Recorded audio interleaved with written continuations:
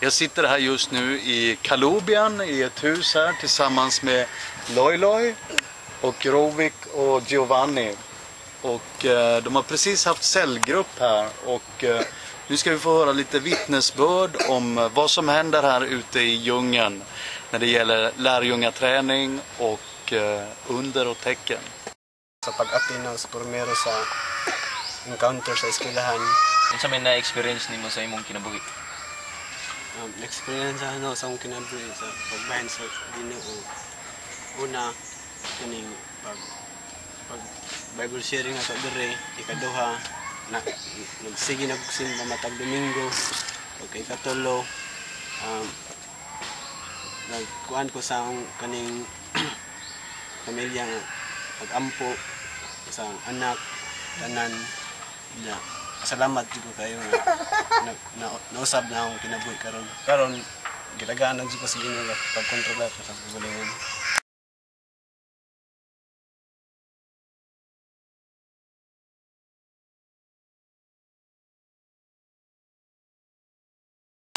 So, Loy, ngano nagpa-bautismo mo nga karon? Good kay kubutis mo ko adlaw kay karon pag sa mga kuan ba kaning inaya o batasan andam ko malagad sa Ginoo. Karon ako na jud decision nga mo take na jud kog step para mabag-o na jud ko. Ako nagpabautismo karon tungod kay ako desisyon na gusto na ko na mo-commit sa Ginoo na musunod niya sa faith. Nagpabautismo ko karong adlaw kay tungod kay usa ko ka sumusunod sa Ginoo ug nakailan ako niya ug akong gituman ang iyang kasuguan.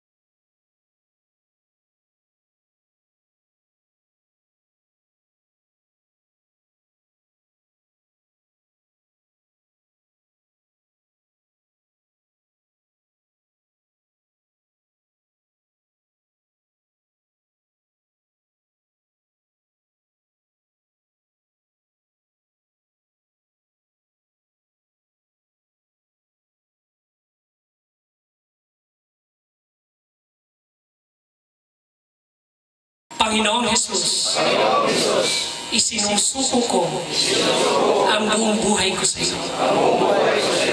Panginoon, patawarin mo sa lahat-lahat ng aking mga kasalanan.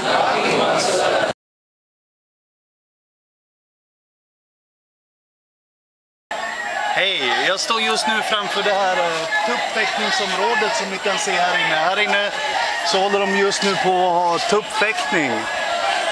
Det stora huset. Det stora huset här framme där du sitter. Vi hör hur de hejar på tupparna när de dödar varandra där inne. Kom här. I alla fall i just det här området så är vi just nu på väg till en cellgrupp där det har skett ett under och ett tecken. Och just nu ska vi få höra lite vad som har hänt i det här området. Vad Gud gör i tuppfäktningsområdet.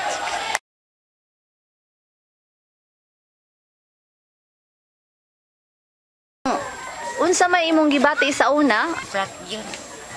Sa una maghigda ra jud ka. Ang pag-visit ta ninyo dire, ni katong nilang itong Pasko ba na ginaan sa siyang ulo. Hantod hapit na lang siya maka-absent sa na sa silong, hantod makabikang-bikang siya. Gigaloyan siya sa ginagitagaan siya milagro. Manghilot. Kakaing abot mo diri matunga ako na lang siyang napakiluoy ko ng tabang. Siya pan nga gihubak mo nagit man yun ni maayo. Ito nga imong gikuanan siya, ampuan ninyong nian. Kapag ampu, kailangan tataog murag na ulian. Ito nga, uli na ito, di ba na lang po na ko nato sa manghilot. Kaingan na ukma. Pasalamat ko at noon. Na imo sa naridrian, ito man, naulian siya. Antod ni Adto, sir. Nagsige na sir. Wa na yung padayon ng yung wa na hubak. Group at katong first na pa koy kanang like di pa ko active sa kanang like bisan sa gatherings kanang different ra kaayo nga nakahandle na kog cell group test atin og mga post encounter mga pre-encounter then kanang nagamit na sad ko to mo reach out sa kanang uban sa kanang like sa akong cell group karon then different kay sa akong kuan sa akong kinabuhi lain ra kayo kay karon active mag kuan na kay ko ba like may nag Friday ayun Saturday magunahon na ako sa bali sa ako mga cell group na kinahanglan kanang like excited na ko na mukuan sila anti ba mo kanang excited na ko na kanang cell group na pud namo tas kinahanglan mag early me kay nami kanang bago na buhaton lain na pud amo itudlo tas kanang to kuan pod mang-invite nila na mo attend na sila pod nindot sad kayo kay responsible manggod kay sila na mo response pod sila ba og unsa mo itudlo then di na sila ingon tagunon gyud sila mismo mo attend mo nang kuan kayo ba na bless kuan na nga kanang I thought na kanang forever na lang yaning magsigara mi paminaw di mi mo handle og cell group di mo maghandol-handol, iguro mi maglingkod, iguro mi tigpaminaw sa pastor. Kaya karon nagamit mi na kanang munang karon na bless ko sa ako mga cell group sa